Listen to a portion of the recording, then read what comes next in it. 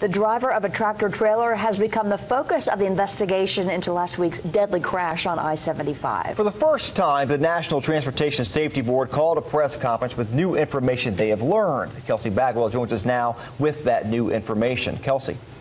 Josh, Kim, it's been 1 week since an 18-wheeler crashed into several cars, killing 6 people. Today, we learned there was nothing wrong with the truck or the signs warning of construction ahead. The investigation now focuses on the driver.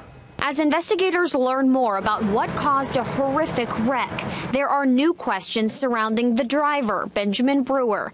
Today, we learned Brewer was only 4 days into a new job with Cool Runnings Express when the deadly crash happened. The driver involved in this case began work on Monday, June the 22nd of 2015. This was his first dispatch and first run for this particular company.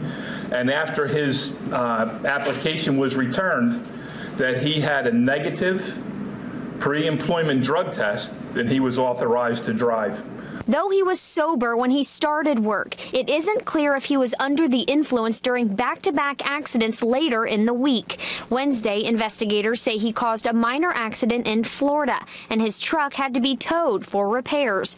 Truckers are required to get drug tests after that kind of wreck, but the NTSB says Brewer failed to do that. Instead, he continued his drive toward Chattanooga. That's where police say he slammed his truck into several cars, killing 6 people in a construction zone. Investigators say the warning signs of slow-moving traffic ahead were clear. We have verified that there was traffic cues were in place. The traffic cues were in advance of where the backup started. 2 different blood samples were taken, one for the NTSB to look beyond the 5 Schedule I substances tested by the TBI. We have the capability and ability through our facilities of testing for other types of drugs and medications. Brewer's cell phone was also taken to determine whether he was distracted when the crash happened. Depending on what those results find, it's likely that's when charges could be filed. There's a lot of information, a lot of data coming in, and we want to be as thorough as possible so that we can get the families that are involved the answers that they seek.